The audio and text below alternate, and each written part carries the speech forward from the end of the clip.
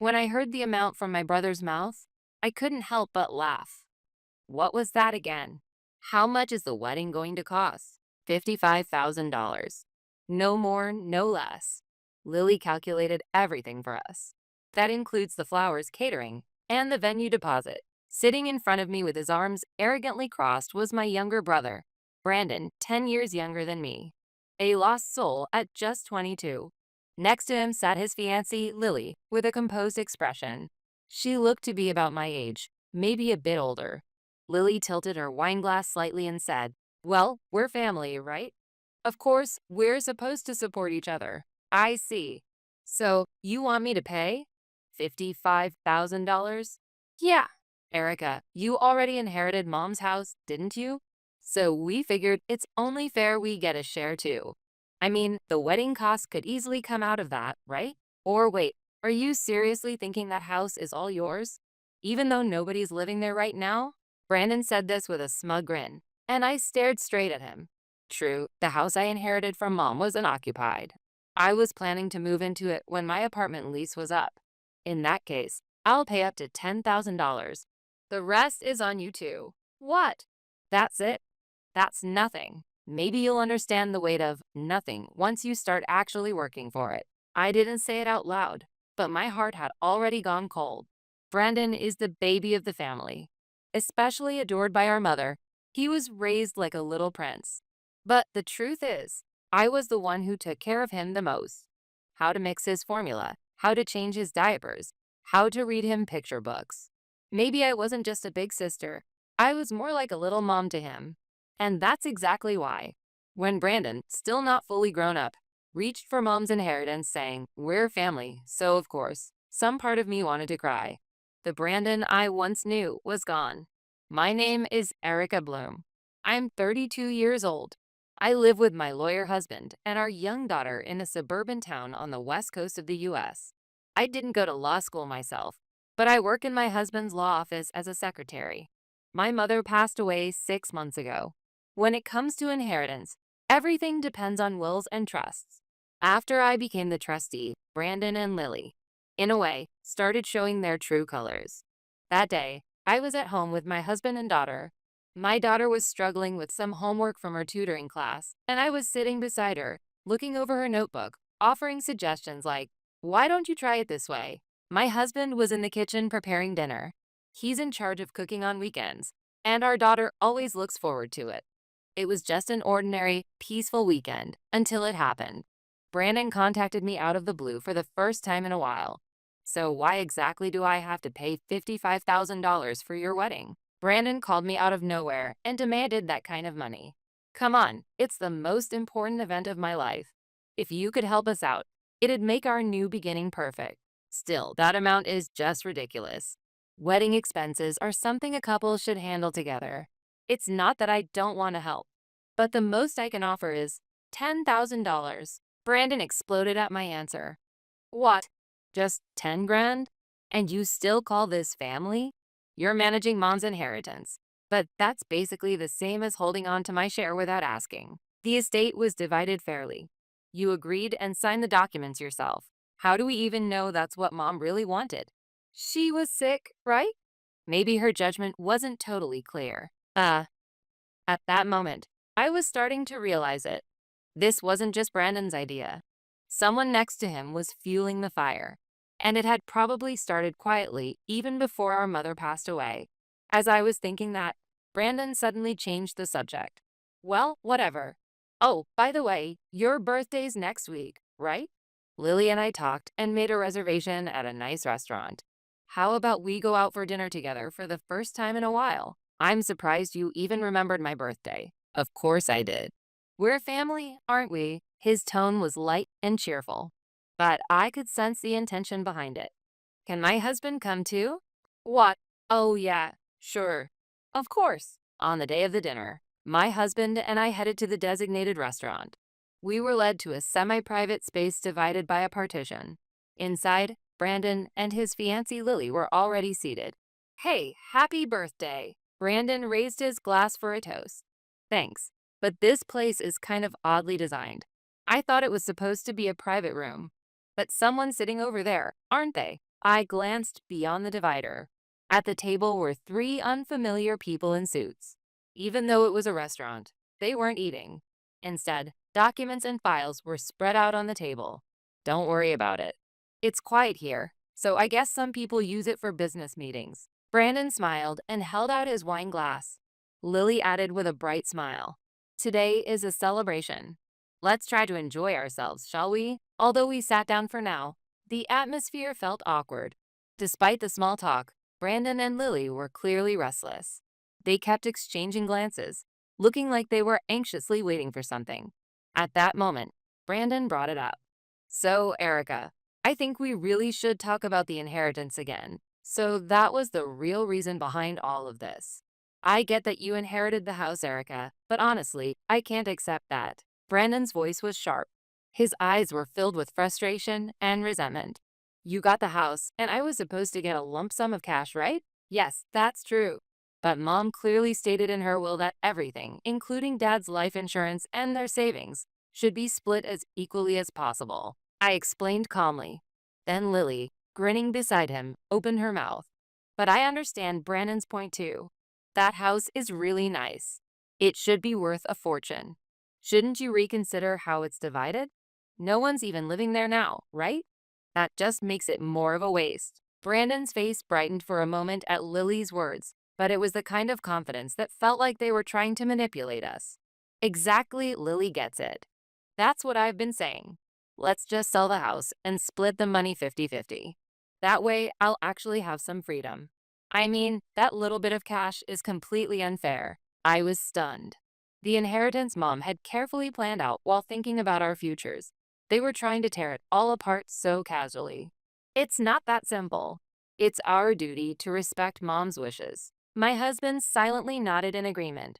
Still, Brandon didn't back down. His frustration wasn't just Lily's influence. It felt like his lifelong spoiled behavior was finally bursting out. As I considered how to respond, Brandon gave a quick glance toward the other side of the partition. The three people in suits stood up and began walking toward our table.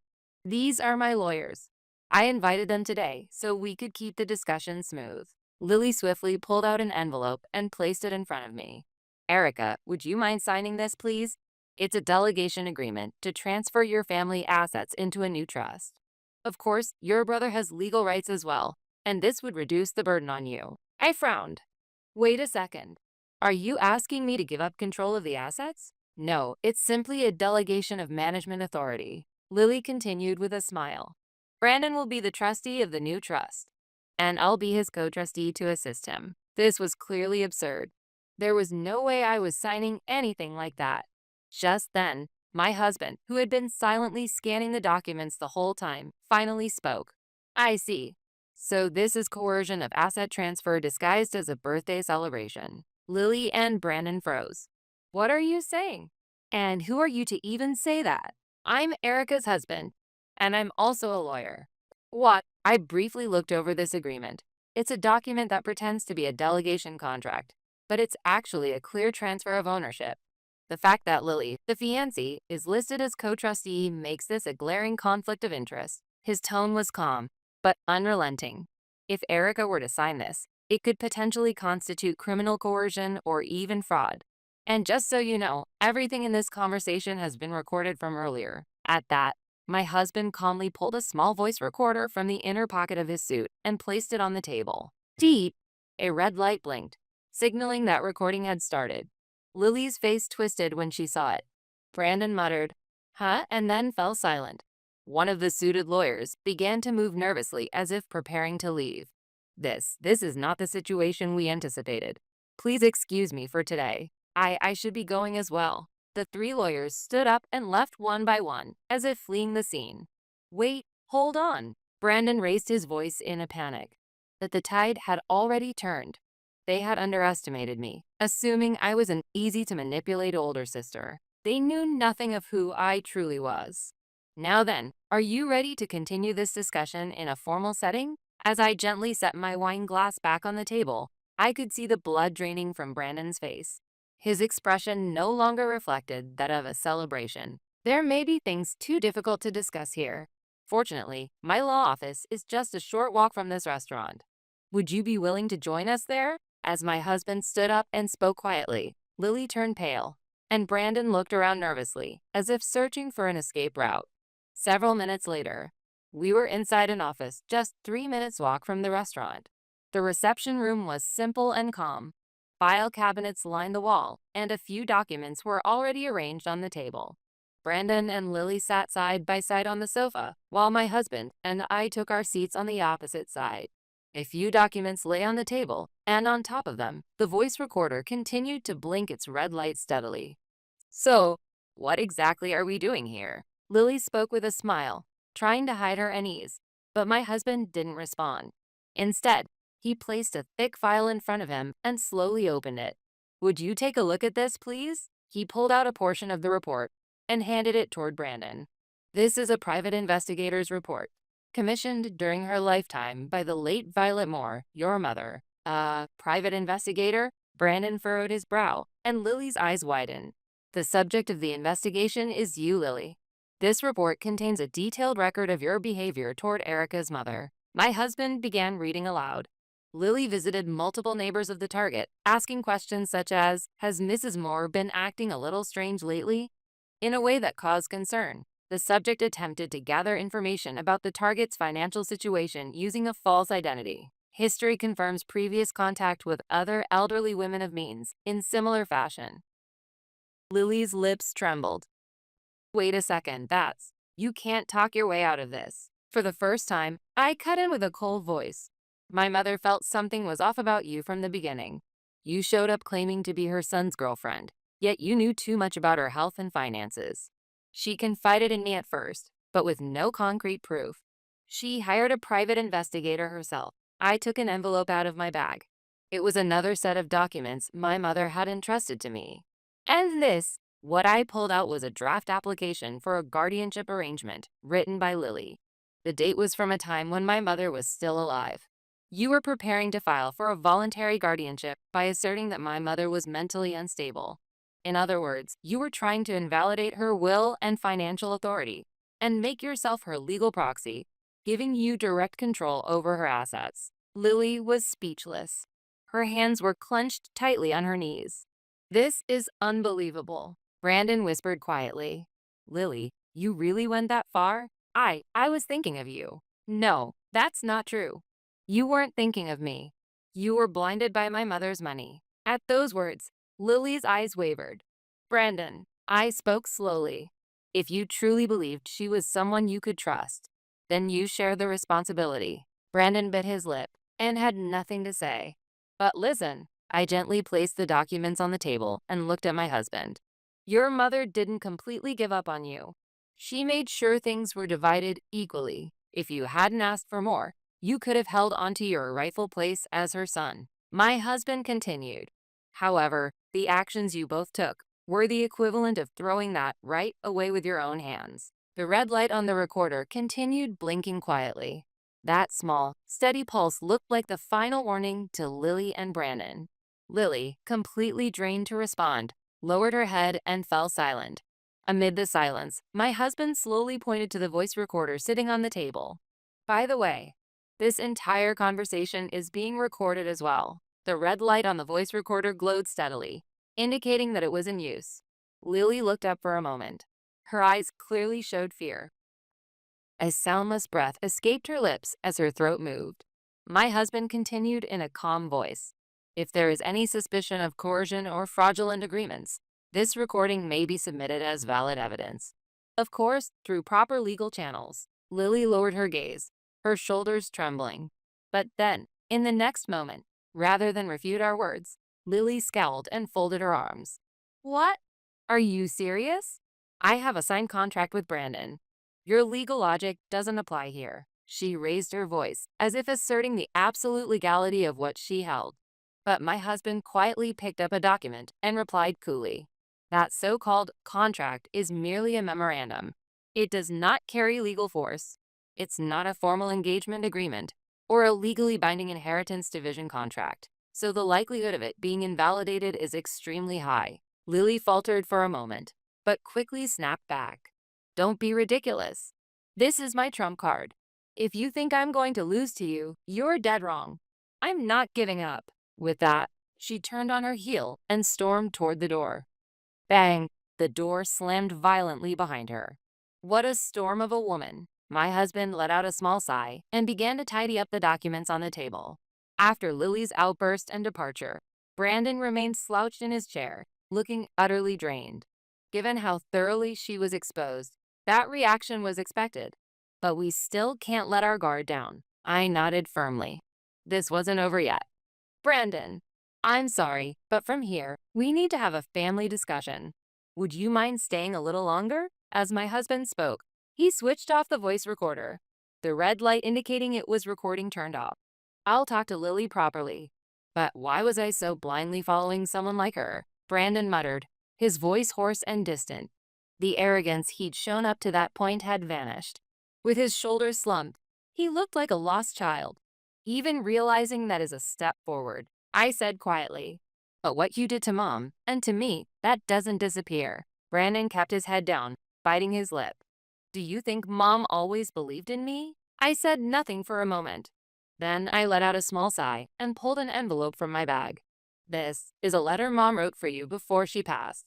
I wasn't sure if I should give it to you, but I think you're ready now." I placed the envelope on the table. She truly believed that you could change, right up to the end. That's why she divided the inheritance equally. But giving the same amount of money and giving the same level of trust, they're not the same thing. Brandon stared at the envelope without saying a word. He reached for it, pulled back, and reached again. That hesitation reflected his inner turmoil. I've been such an idiot. At those words, I narrowed my eyes just a little. You were an idiot, but it's not too late. My husband then spoke in my place. What matters now is what you choose to do going forward. Brandon gave a deep nod. I'll settle things with Lily too. I don't want to add to my debts anymore. I couldn't face Mom or you, Erica. I don't care what you think of my face. Just stop trampling on what Mom believed in. I stood up and gently placed my hand next to the envelope. Stop using, because you're my sister, as an excuse to depend on me. That ends here. Brandon gave a small but definite nod. Well then, it wouldn't be any fun if we just let this slide. How about we take a little counteraction? My husband turned to me with a question, looking almost cheerful. Of course. I'm not planning on losing either. What about you, Brandon? There was a short pause before Brandon looked up, his face stiff. What? He slowly let out a breath and spoke as if he had made up his mind. Okay, I'll do it too. I'm not letting her get away with everything. We all nodded to each other. This battle wasn't over. In fact, it was just getting started. A few days later, in a glamorous hotel banquet hall, friends and family gathered to celebrate Brandon and Lily. Lily wore a beautiful dress, greeting the guests with a confident smile. She looked radiant, as if nothing had happened at the law office the other day. My husband and I arrived at the venue together. We had purposely chosen not to cancel this wedding reception. It was the perfect place to expose what she had done. If we simply let it end here, Lily would just move on and deceive someone else. So we decided to confront her with the truth right there and then. With quiet resolve in my chest, I sat down. The MC stood on the stage and announced, "Now, let's hear a few words from the bride and groom." Lily stood up with a smile, took Brandon's hand, and started walking toward the mic. It was at that very moment. Before that, may I say just a few words? I rose quietly and took the mic. A murmur spread through the room. Everyone, thank you for coming today. I'm sorry to bring this up at such a joyful occasion, but please allow me a moment to speak. Next to me, my husband quietly pulled a voice recorder from his bag and placed it on the table. The glowing green play button looked ready to summon the voices of the past. It was the audio we recorded during that birthday dinner. Everything had led to this moment. A few days ago, I was invited by Brandon and Lily to a restaurant under the pretense of a birthday celebration. But there, I was pressured, accompanied by 3 lawyers, to sign over the rights to the house and assets I inherited from my mother. The quiet murmur in the room grew louder. Guests began glancing at one another. Just in case, my husband and I recorded the conversation. I'd like to share a small portion of it with all of you. My husband pressed a button, and Lily's voice echoed throughout the hall. Erica, if you just sign right now, everything will be taken care of. Leave the estate management to us. This is a family agreement, right? Brandon understands too, doesn't he? Don't worry, she's a pushover. She won't resist. The moment everyone recognized it was Lily's voice, the atmosphere in the room froze. Furthermore, my mother had hired a private investigator before she passed. The investigator gathered evidence that Lily had been asking neighbors about my mother's mental health and financial situation. I handed one of the documents my husband was holding toward Lily. Her face turned pale in an instant. This is her true motive. This marriage was not built on love or trust. It was a calculated plan to seize assets. Wait, that's a misunderstanding, Lily shouted. Brandon, please, believe me. I really. But before she could finish, Brandon stepped forward. It's enough. After hearing everything, I finally woke up. I was a fool to do what you told me and try to deceive my sister. I can't betray Erica anymore. Brandon, what are you saying? I'm calling off the wedding. It ends here. Lily's face twisted into a deranged smile. Don't be ridiculous. This is all just an act. You're all in on this together, trying to ruin me, aren't you? Who would believe this farce? Everyone's watching this farce right now, along with the recordings and evidence. My husband's calm voice echoed heavily across the hall. And then Lily, receiving no support from anyone, stumbled backward, knocking over her chair, and fled the room. No one followed her. In the silence that returned to the hall, I took a deep breath. We had prepared ourselves for this moment. Finally, everything was over. Brandon, left behind in the wedding hall, took the mic with a solemn expression. Lily was gone, but he did not run away. Everyone, I'm truly sorry. He said it sincerely, no longer carrying any of his previous irresponsibility or superficial charm. I did terrible things to Erica, just following Lily's lead. Trying to use my family for money was disgraceful and shameful. The room remained quiet, but no one laughed at him. But from now on, I'll live properly. I'll get a steady job, and I won't let anyone control me again. Erica, again, I'm really sorry. At those words, I gave a slight nod and narrowed my eyes gently. The atmosphere in the hall softened. Sensing the change, the MC shifted the tone. Now then, though the bride is unfortunately absent, we'd like to invite a few words from the groom and his family. I took the microphone once more, smiling gently. Thank you all for coming today. This was supposed to be a joyous wedding ceremony, but instead, I believe today will be remembered as a different kind of turning point. Family can be difficult, but they are also irreplaceable. Today, my brother and I decided to face each other again as a true family. And I will do my best to support the brother who is trying to grow. Applause followed. It was quiet and warm. A long day was finally coming to an end. Several weeks have passed since the supposed wedding. Now, I'm sitting in the living room of the house I inherited from my mother, basking in the soft afternoon sunlight beside my husband. There's hot tea in our cups, and the early summer greenery stretches beyond the window. That day already feels like a distant memory. Brandon really did change after that. He got a job at a local company, and the other day he happily told me, my probation period just ended. Of course, things with Lily were officially over, but maybe that breakup was actually the real beginning for him. Thanks, Erica. I finally feel like I'm really living my life. When Brandon said that on the phone, I felt truly relieved from the bottom of my heart. The inheritance has all been properly distributed now, and everything proceeded fairly and faithfully, just as our mother wished. Part of the trust was donated to a domestic violence support group Mom was involved with, and a small fund was created in her name. I now volunteer with that organization. Once a week, I help answer support calls and coordinate aid. At first, thinking of Mom made it hard to breathe, but now hearing someone say thank you makes me feel like I'm doing something meaningful. One day, while at a cafe after volunteering, I thought I heard my mother's voice. You don't have to overdo it, but your strength might be someone else's light. My mother's true wish was just for us to live decent lives. Not for wealth, not for status, just to live sincerely and walk our own paths. And now I feel like I'm starting to understand that. Mommy, what's for dinner tonight? My daughter's voice called out from the kitchen. I laughed and stood up. Maybe your favorite hamburger steak? Laughter filled our home. After a long struggle, we have finally protected our mother's wishes. And little by little, we are repairing the bonds of our family. The house she cherished is more than just a building to me. And from now on, I want to continue living here, carrying her memory in my heart, and building peaceful days quietly.